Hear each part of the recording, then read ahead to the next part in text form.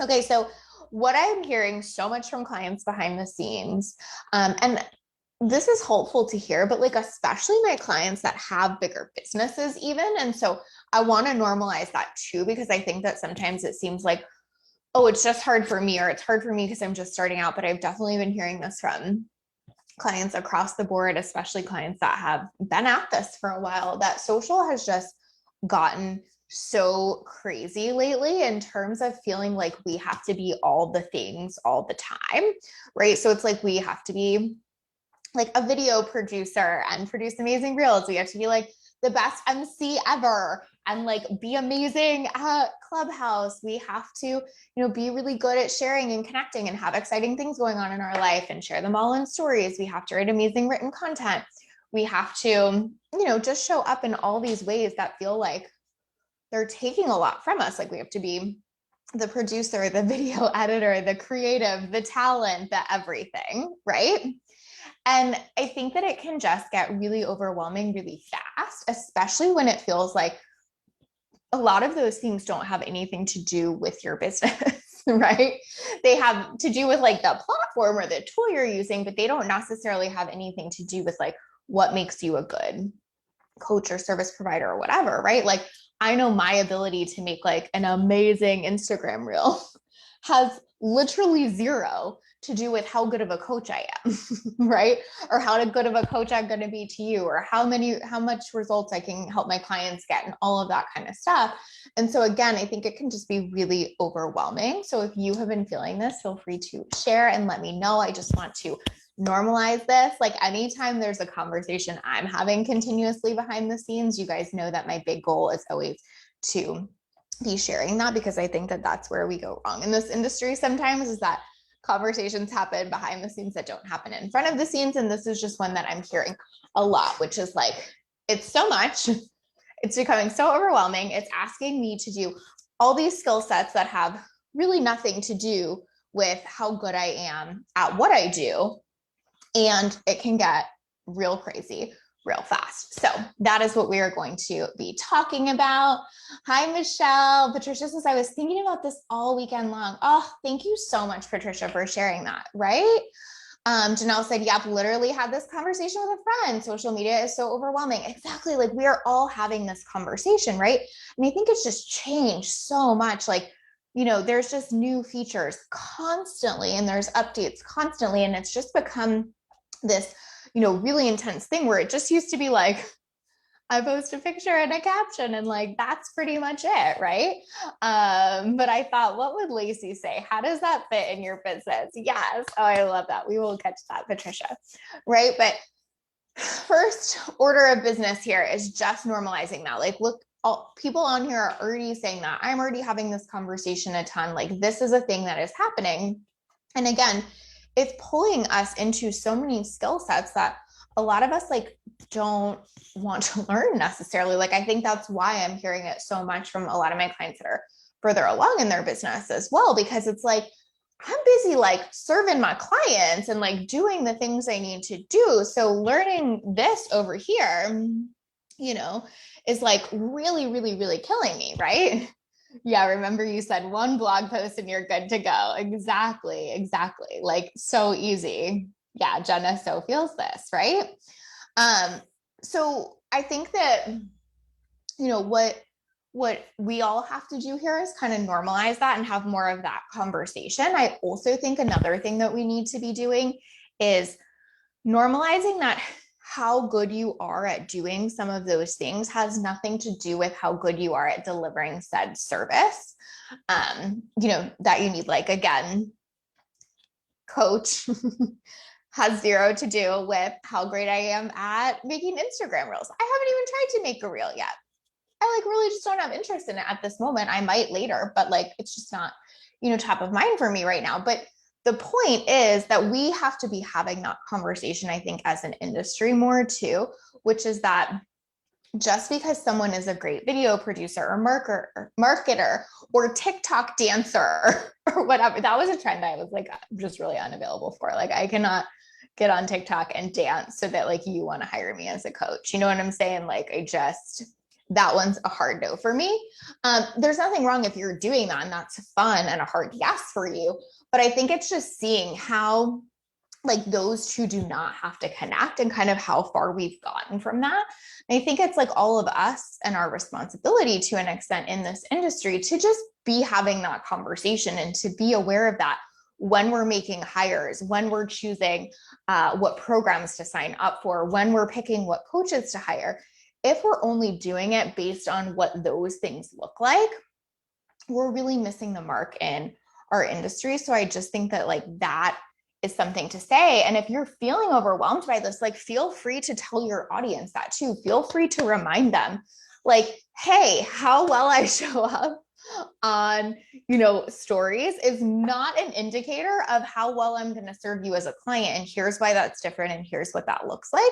So that's like one of the things I've been saying to some of my clients that have been a little bit overwhelmed with that first, which is the thing I always say, which is like control the narrative around that. Like, can you make sure people know like, hey, you might have to go out of your way to like find my content right now because it's like not getting as much reach, but like here's why you're going to want to find it and here's why I'm so amazing at what I do. That has nothing to do with how great I am at like getting on stories every day or producing a video. It doesn't mean that those things aren't helpful, right?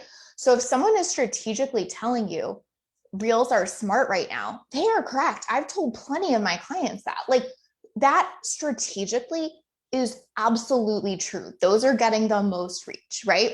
Strategically, it's awesome to grow on Clubhouse right now. Like you can get a lot of traction and followers rather quickly, right? Like, but there is a difference between what is strategic and what is holistic and actually makes sense, right? Like strategically, if I did like XYZ set of things, I could have a 6-pack. Imagine that. However, holistically, what that would take away from my life versus what it would bring to it doesn't feel worth it to me, right? So I don't have to do that. Just because something strategically makes the most sense, it doesn't mean it always does holistically. So I really, really want you guys to have that permission to keep that in mind too, that there is more to a conversation. I think so many times in our space, we like hear like, oh, this is the most strategic thing you can do. And we're like, oh, okay, well, obviously that means I have to do it. And like, that's not always true. Do you know what I mean? Hi, Katie. Thank you for being here. Yeah, Claire can't stand reels. Jenna, yeah, probably laughing at my 6-packs. Totally fine. I'm also laughing at my 6-pack analogy, but it's fucking true, right? Like, there are so many strategic ways I could make that happen. And yet here we are. And I can tell you there is no pack to be found, right? But yeah, we really have to think about it like that. Yeah, Megan says strategic versus holistic. Love that angle. Janelle says, I felt so much pressure to be on social media all the time, every day, and it just isn't my thing. I started social media free Sundays because that feels good to me, my nervous system and authenticity. I love that so much, right? And again, holistic versus strategic. Like, would most people say strategically post on Sundays? Probably, but holistically, it just makes more sense for you to have that time so that you can show up the next week, which is like a whole conversation I'm going to get into in a second. But anyway, permission, if you're feeling this way, permission to control the narrative with your audience to say like, hey, the truth is how good of a coach I am to you has literally zero to do with, how much reach and engagement I'm getting. And so just like really being clear on that with your people, I feel like is a big gift too. And then telling them how to go out of their way to follow you and see you and support you. Like one of the things that we do is we link all this stuff up in our newsletter each week. So every week in our newsletter, we're linking up the podcasts, the 2 podcasts that I have that week, this live stream, Insta stories that I did. What else? I'm forgetting something else, I think, but regardless, like if you didn't get to see it, or if like, Instagram didn't present it to you or whatever, we're kind of linking back to that. And then I'm doing the work to make sure that people understand like, hey, this is a strategic option, but let's talk about if holistically makes sense. But just because I'm not taking that strategic option, it doesn't mean I'm not still the best coach you can hire, right? So really do that with your people too. Like that's the first takeaway I want you to have from this is like, make it easy for your people to find your shit, even if social media isn't giving you that boost right now, and make it really clear for them how that is not going to be the indicator of how good or not good you are going to be as their service provider, unless, like, I don't know, unless what?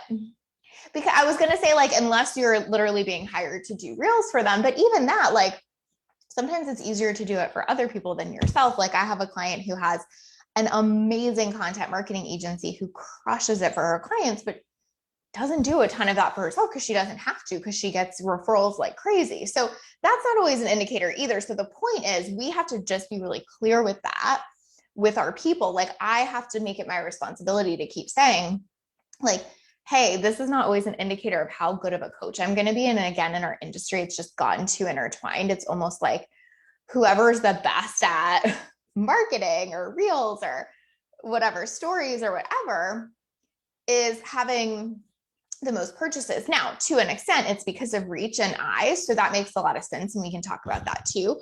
But it also doesn't take into account what the back end experience of that is. And so if you are spending more time on your back end experience than learning all this new shit on the front end, I just want you to tell your audience that. I want you to, like, help them see and know and understand that, so that you can stop feeling so much pressure, like you're falling behind, but like you can take them with you and make them get that. Does that make sense? Everyone, let me know if that resonates and if that makes sense. Client files, that's right. Thank you so much, Patricia. I was like, I'm missing something. Okay, so here's the thing I really want you to think about first as it relates to, like, which things should I do on social and which things am I, like, able to leave off? What am I deciding on? Whatever. But what I always think about is I want to do things that are congruent with coaching and how I serve, right? Because I want it to tie into why you should hire me, because my business is built to solve a problem. That's a whole thing, right? So what I always advise my clients to do for, like, the long lasting results is do things that are congruent with how you already serve, right? That's where you're going to get the most bang for your buck long term by a lot, right? And we're also talking about a big difference here. I feel like I'm about to go off on a tangent. But here we go. We're also talking about a big difference here between eyes and conversions. You might get a lot of eyes on something, but if it has nothing to do with the service you provide, you might not get a lot of conversions. So congruence helps you get more conversions, right? And that's what's really important. So even if it got you less eyes for a period of time, when, like, an algorithm changed or a certain feature was being prioritized or whatever, guess what? Conversions still matter more than just eyes. Like, it's easy to get eyes if you want to, like, hack the algorithm and do some of those things, but it doesn't guarantee a conversion. Like, I could go, like, do a TikTok dance, right? And again, there's nothing wrong with that if you like that. Like, that's just, I'm using that as the joke for me because, like, I am so not a dancer. Ask Sarah. It's not, no one wants to see it. But, like, just because I got a ton of eyes, it doesn't mean I'll get a ton of conversions. So that's really important to see, right? Hi, Harshat. Love this. Awesome. Megan says totally resonates. Making sure your clients know about the back end experience and your actual coaching expertise. Exactly. Janelle says, yes, I see this all the time. Marketing over mastery of the craft. I choose to prioritize mastering the craft. Right. And we just have to tell our audience that, like, be really on top of letting them know that congruence equals more conversions every fucking time. Exactly. So that's a whole thing, right? Like, how can you be more congruent? So here's just, like, some silly examples for me, but, like, I like to ask questions. If you're my client, you know that, like, I have a lot of questions, and that, like, if you come to me with something, I probably have 5 questions before I will even give you the answer. So that's one thing I do on social a lot. I ask questions. Even when I do, like, client lessons on Insta stories, like, we'll put a box afterwards that's like, what questions do you have? What came up for you? I, like, am just always in the asking questions mode, right? You'll see in this group, I do that a lot. That is very congruent to your experience of me with me as a coach. So that's what I'm doing, right? I love to give new perspectives on things. So, like, that's why I'm showing up here and doing this every week. Like, you'll see me do that on social a lot. Like, that's literally why I do client lessons, is because it's so congruent for me to give new perspective and new ways of thinking about things, and to take what's happening behind the scenes and do it on the front of the scenes. That's what I'm doing everywhere in my business. So that's how I'm applying it to stories. It feels super congruent for me to do that, right? So that's just like a couple of mine. Another one of my clients, she like loves to speak. She loves to speak, is just really like always been on stages. Like that's one of her main goals in her business. And so she has just become like the clubhouse queen, and she's amazing at it and she's crushing it. But it's so fucking congruent. Like she was an MC at events before Clubhouse ever even existed, right? Now she's like crushing it on there. She's gotten like, I think I could be making this up, so like I might have to fact check myself, but I think she's got like almost 10,000 followers in just a couple months in there and stuff like that. But it's like, because that's so congruent for her, and because it's how she loves showing up anyway, and so it's translating really well, versus like if you're someone who hates that. I have a client who like tried Clubhouse once and like swears it's like the worst thing that's ever happened. Like it would not behoove her to go do that, and she would not become like the Clubhouse queen, because like that congruence factor isn't there, right? Michelle says that's so true. The people who watch 30 stories of me talking versus the people that watch 1 or 2 slides with 3 times the views are far more likely to become clients than the 100 that saw that one slide. 100%. Exactly. And I think sometimes that just gets forgotten in this whole like social conversation, is that like businesses are still after conversions. Like you could make all the great content you want, but like if you're not getting conversions off that, that's a really, really tough business model. So very, very good point, Michelle. What else do I have as an example? So another one of my clients is like a big extrovert. She like loves to take people through her day. Like she was doing that like way before Insta stories were even a thing. Like we used to joke that she would do like Insta stories to her husband before Insta stories existed. Like just show him pictures all day of like what she's doing and what's happening. And like shit, like that's just her vibe, right? And so she owns stories. Like she is so good at it. But again, it was like so congruent that it's easy for her to do that. Like for me, like showing my day and things like that, it just never has come naturally to me. That's like not really how I vibe. So you just don't see me doing that a lot on here. Not because there's anything wrong with that, but because it would just feel like really incongruent for me in a lot of ways. And so it's just worth saying that. And again, my ability to do that has nothing to do with my ability to coach the shit out of someone to hit $1 million, right? So it's like, we have to start seeing those things as separate. But when we can do the thing that's really congruent, whether it's like ask a lot of questions, show your day, speak on Clubhouse, whatever, things start to flow and blow up in a different way, right? What else? So, oh, the other thing I want to say too is like, just remember, like, things shift a lot. Like, so right now, you know, maybe like Reels and Clubhouse, I feel like are maybe like the 2 like hottest like things right now. And getting, you know, a lot of reach, a lot of growth potential, that kind of stuff. And again, that's okay. Like that will probably change though, right? Like there will be a time where like Reels aren't getting prioritized anymore, or like, you know, a good example is, you know, Facebook groups are such a good example of this. I've been doing this for over 5 years at this point, and I have just seen a constant swing with that. Like the algorithm is favoring them so much, they're fucking blowing up. They feel dead, they blow up. They feel dead, they blow up. Like it's like this, and it's just like, can you ride the wave, or are you like changing at every course? Like I've had this group for almost that whole time, and there have been times where it's been more engaged than others, but it's always converted really well.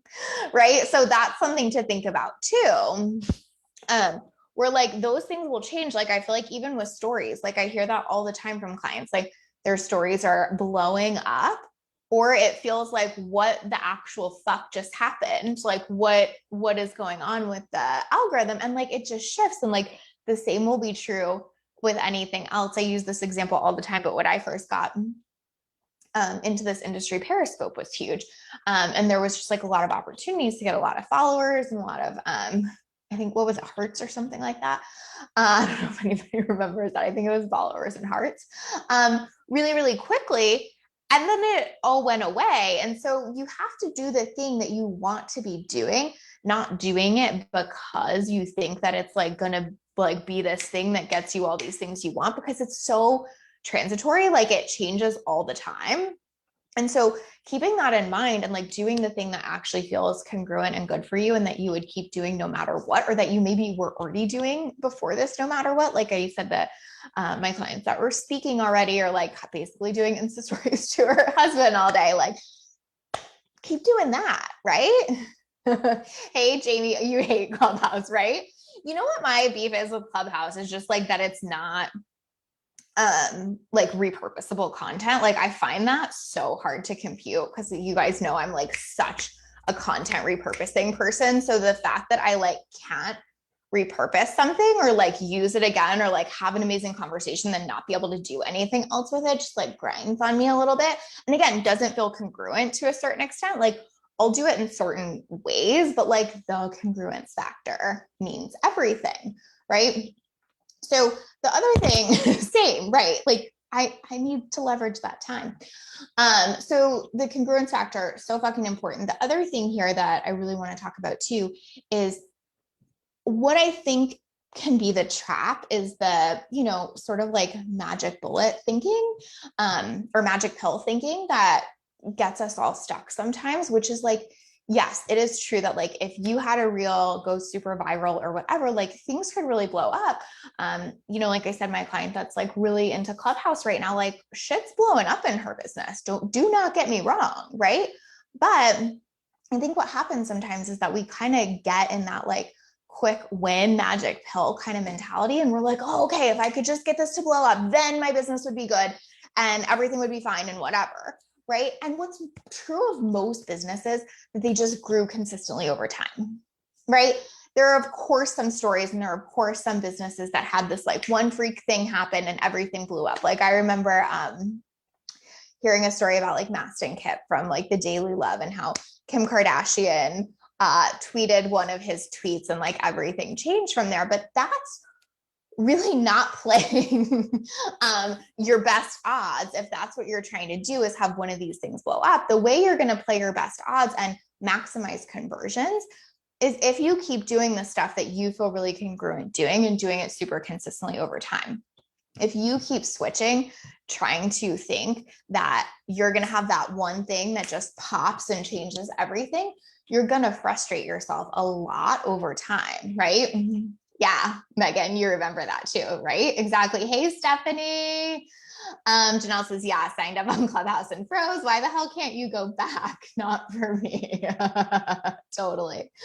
And I think that's so helpful to see too. Like Jamie was like, fuck no to Clubhouse, right? Like hate it. Janelle didn't like it. I'm giving this other example of my client who's obsessed with it. I know so many people who love it. And it's just good to see that there are differences there.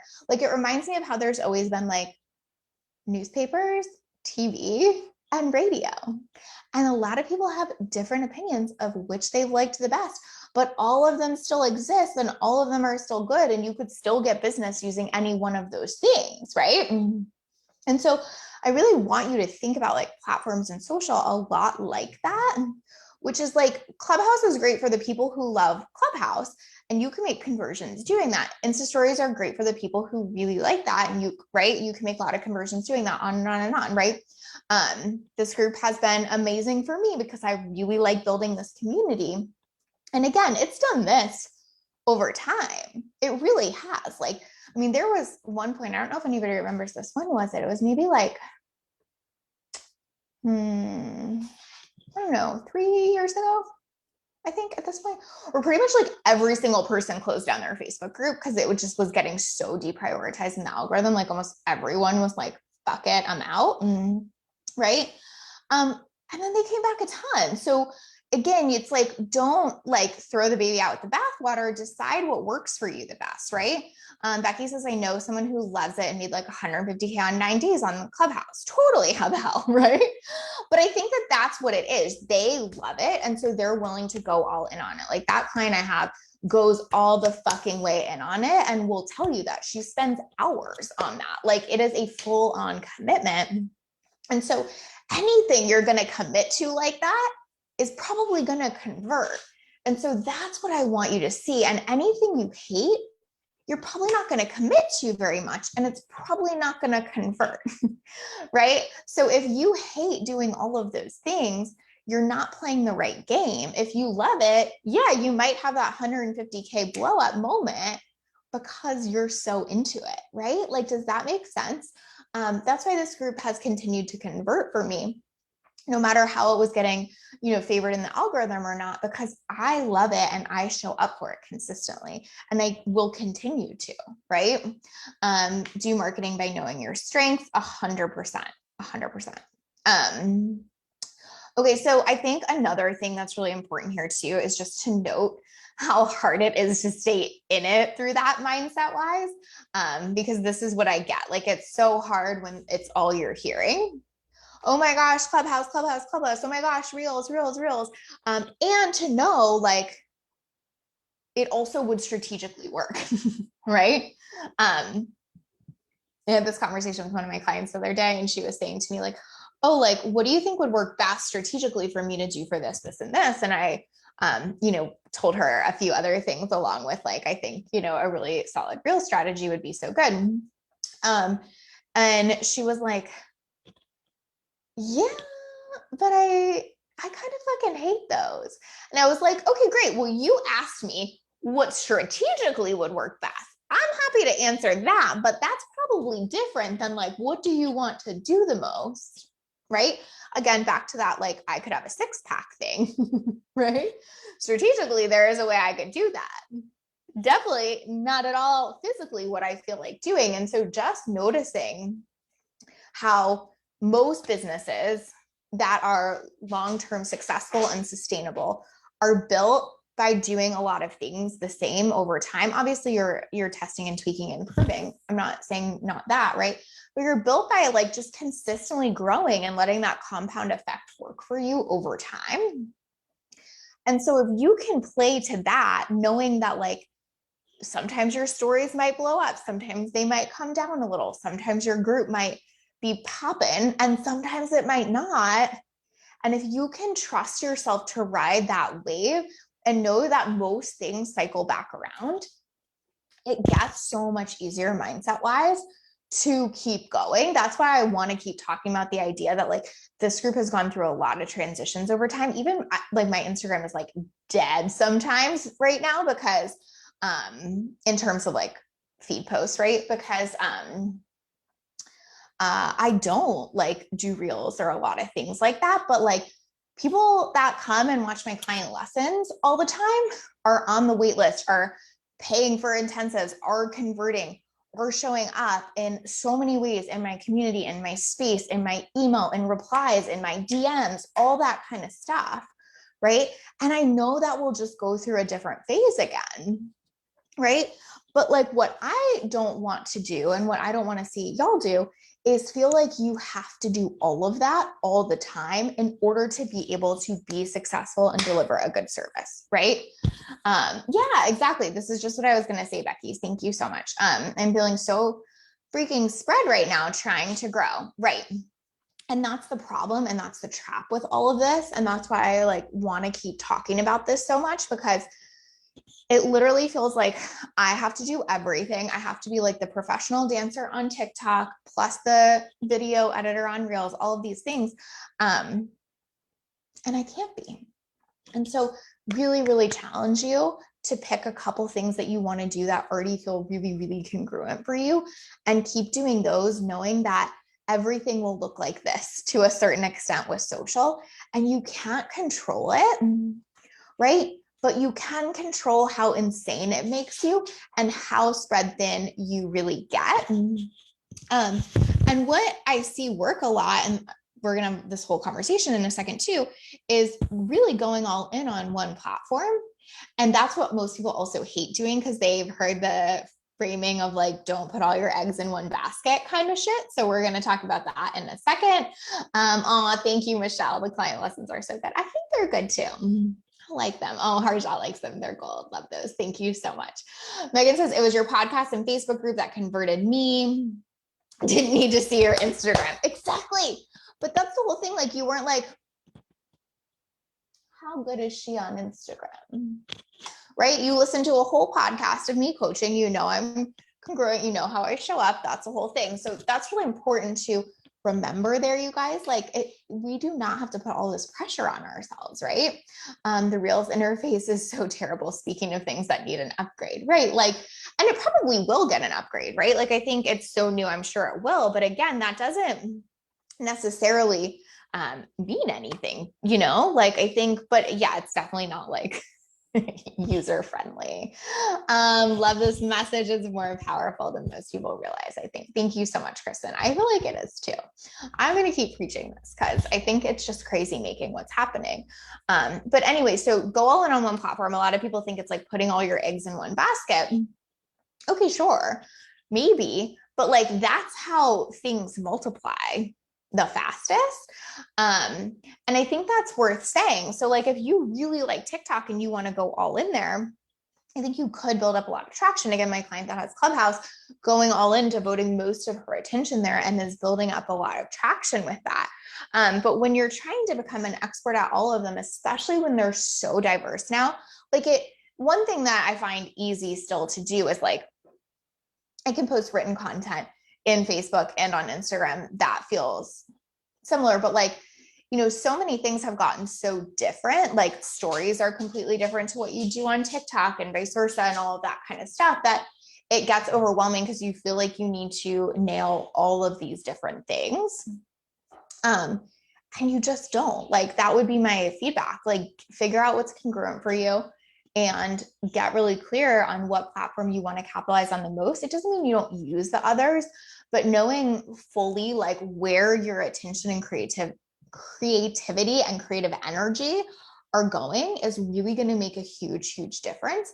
And then back to that original point of like, make sure your audience knows this. Make sure like you're telling them how to find your content, how to follow you, even if it's not getting prioritized, how to connect with you, how to get on your email list, how it has nothing to do with how great you're going to be as their OVM or designer or whatever. You can certainly use social media to help you leverage those things and get in front of more people. But if you become like almost like, you know, like you feel like you're working for social media than being the CEO of your business, that's really something to look at and pay attention to. Now, if you love that being on that all day, I don't think there's anything wrong with that. And I do think that sometimes that we have to get out of our own way enough to try new things and do stuff. Like I certainly had to like challenge myself to start doing my client lessons regularly on stories. It's not like, you know, only do something that feels completely comfortable, but congruent and comfortable are different things. So does that make sense? Like comfortable is like, it would just be comfortable not to like show up.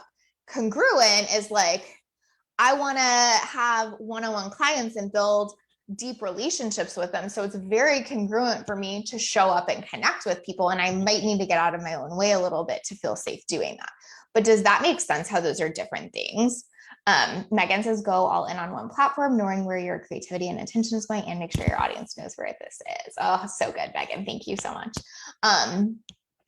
Right. But like, so comfort and congruence, different, whole other conversation. But I think that's just important to say here. You might still have to get uncomfortable to show up congruently, like to make your first reel or do whatever that is. But if it feels totally incongruent or you feel like you're trying to make yourself something that you're not, by all means, feel free to take a step back. A lot of my clients are introverts as well. And so it's already like a challenge for them to show up on social. And so on top of it, to feel like now I have to like dance and like shake to, you know, what are the shake my ass to bubbles or whatever is like really, really tough for some of them. But I think I just also want to remind you that like those are not the only things that you have to do to build a business. Like what a business is going to be built on always, always, always. And I know I'm a broken record and I say this, you know, pretty much every time I talk. Business is built on relationships. So social is just a tool to build more relationships. And of course, things that get shown to more people give you a better chance to build more relationships, but it's still down to that. And so if everything you see through the filter of, is this a way I want to build relationships? Is this a way that I can congruently show up? It all gets easier and it stops feeling like such a mind fuck, right? And for everyone, that's going to be different and look different. The answer for some people on something is going to be, yes, that's super congruent. And the answer for other people is going to be, no, that's not, right? But congruence and relationships, that's the ticket here. And if you just see all of this as different ways that these platforms are giving us to build relationships, then you just get to pick from a buffet of what you want to eat, right? If I go to a buffet, I do not have to pick everything there, right? I get to pick from that buffet what I want to eat and what would feel like the best portion size to me, the best food, what would feel good. And I want you to start thinking of social like that. It is a buffet that you get to choose from, but pretty much you would never go to a buffet and take all of it. Same, right? And then you feel more empowered in it too, because it feels like you're making the choice versus it feels like you're forced into the choice.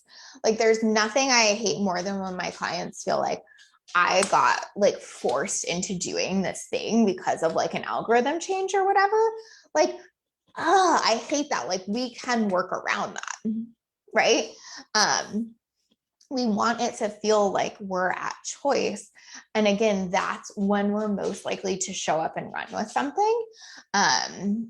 Megan says, also, everyone only talks about marketing tactics, but never the sales strategy and relationship building side of things. I so agree with that, Megan. Like, I think that there's like this whole other thing of like, what do you do once you actually have people's eyes on you, or how do you get people's eyes on you if you don't want to do all of those things? I think you're so good at talking about that. You talk about prospecting so much. And I feel like that word is just not a word that even gets talked about in our industry in favor of like, here's a reels training or whatever. But like, what about like back to relationship building, back to one-on-one connection, things like that? Like, I think that's such a thing. Can you imagine eating all the things at the buffet? No, I mean, right, I definitely wouldn't get my six pack then, right? But like, I'm definitely going to sample all the desserts that look good, right?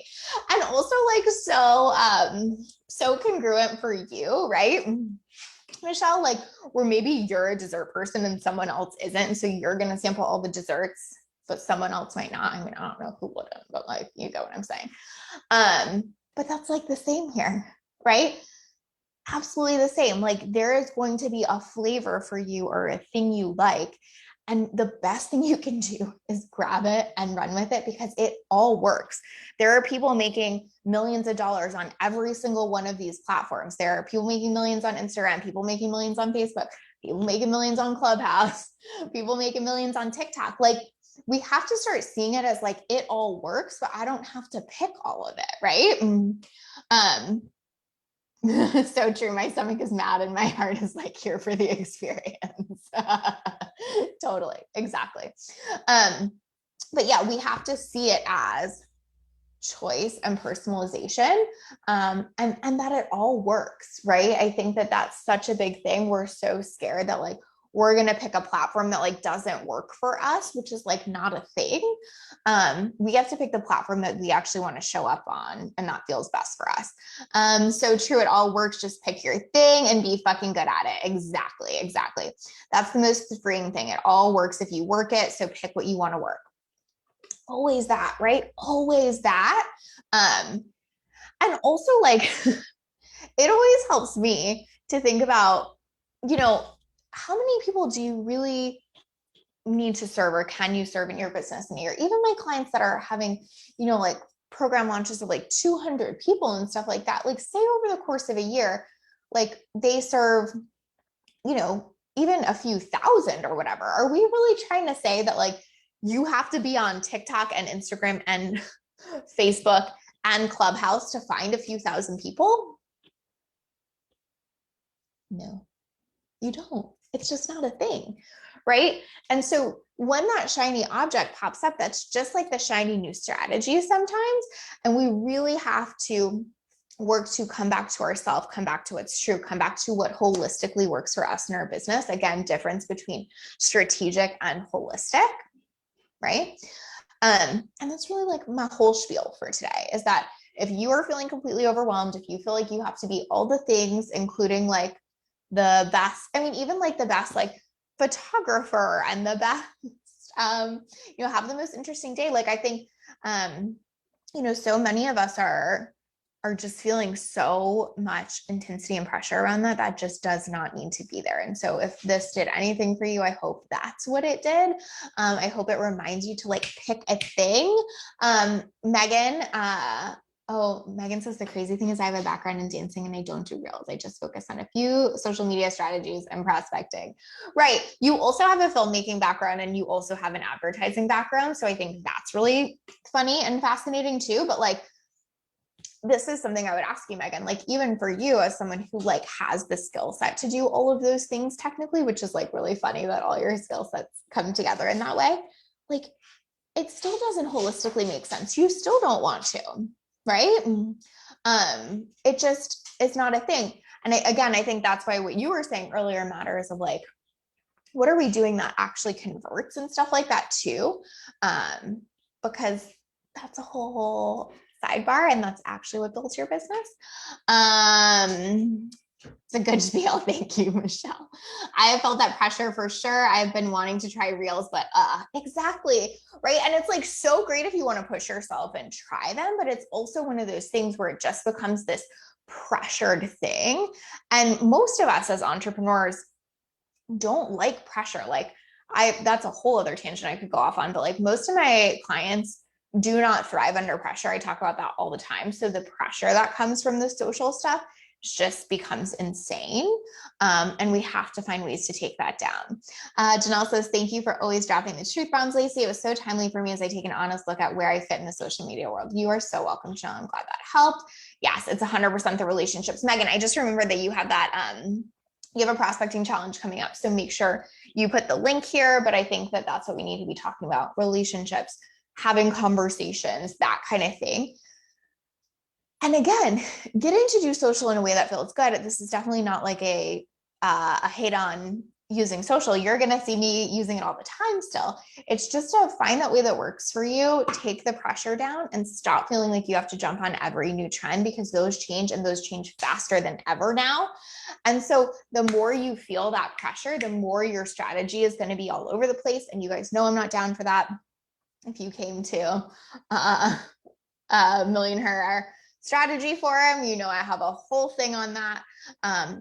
You do not shift, you stack. And so this really has to fall in line with that. So last thing I will say is that the last Million Her forum that I'm doing is coming on the 17th of April, and it's going to be on execution. And one of the things we're going to talk about is congruence. Because I think that that's one of the most missing conversations in terms of execution. When a lot of my clients are struggling to execute, I find that like they haven't really found the thing that's super congruent with them. And when we can find that, their execution ability transforms. So we are going to talk about that along with several other things related to getting shit done, taking action, like doing the things that actually move your business forward. Like instead of, fretting all day about what social post you're supposed to be doing or whatever, we're going to talk about like how to actually show up in a really congruent way and get shit done and get results because of it. Because that's what's missing for most of us. We're so overwhelmed by all of this and we think we have to be all of these things that we just freeze a lot of the time and don't make shit happen. So we are going to talk about that. It's going to be amazing. If you want to join us, it's millionher.com/ nope, it's not. I lied. It'salitoflife.com / million her. I will drop the link. It's going to be amazing. I'm so excited to have you. Harshot's excited for it. Megan says, yes, this live stream is so timely because it's literally what I'm talking about in the sales and prospecting challenge. Thank you for letting me drop the link. You're so, so welcome. So timely. And I know you say this exact thing all the time too. All the pressure, all the intensity has to come down. So If you guys want, check that out from Megan. I will drop the Million Her link. It is whatoflife.com/millionher. Thank you guys for being here. I hope this conversation serves you, and I will see y'all soon. Bye, guys.